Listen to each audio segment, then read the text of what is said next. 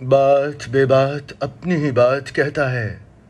मेरे अंदर पीपल के पत्ती के पीपड़ी का पूपू रहता है। वो क्या होता है? दोस्तों, यह है आपका रेडियो पे कहानियों का सबसे पसंदीदा कहानियों का शो। दोस्तों, यह है आपका रेडियो पे कहानियों का सबसे पसंदीदा शो, यादों का ज्वेलरी बॉक्स।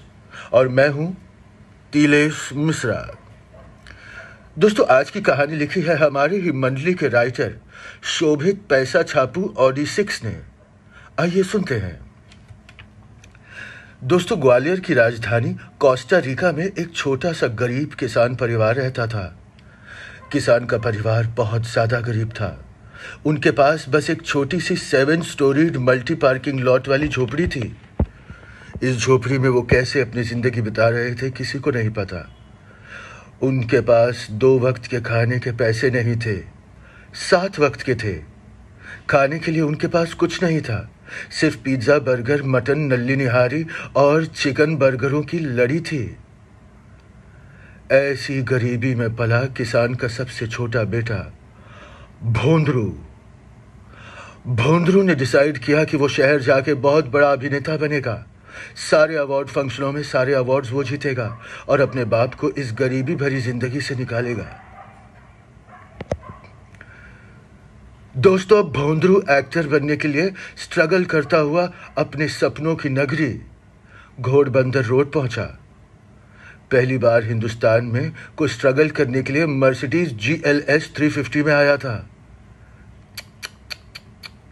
इतनी गरीबी। दोस्तों, घोड़बंदर रोड पे उसने अपनी एक छोटी सी खोली ली।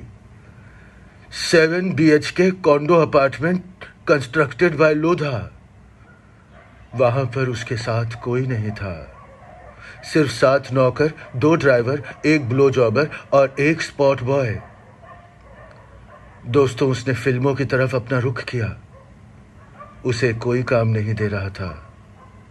तभी उसके बाप के पैसे उसके काम आए। उसने 4 प्रोड्यूसरों को पकड़ के 4 फिल्में कर डाली। चारों फिल्में फ्लॉप हो गईं। उसे कोई अवार्ड नहीं दे रहा था।